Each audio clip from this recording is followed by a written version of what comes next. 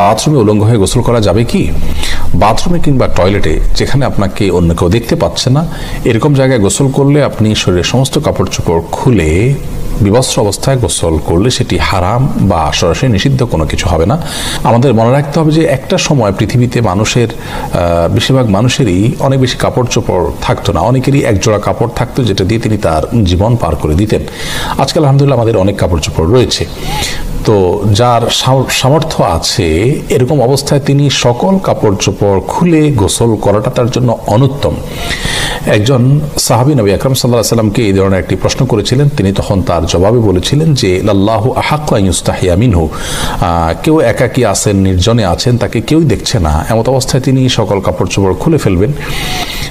এই বিষয়টি অনুত্তম, কারণ আল্লাহ তাআলা তাকে দেখছেন, আল্লাহর প্রতি তার লাজ লজ্জা থাকা উচিত অন্তত। আর এটি নানান দিক থেকে আমাদের জন্য ক্ষতিকর বটে, মানুষের স্বাভাবিক লজ্জা এটাও কমে যায়।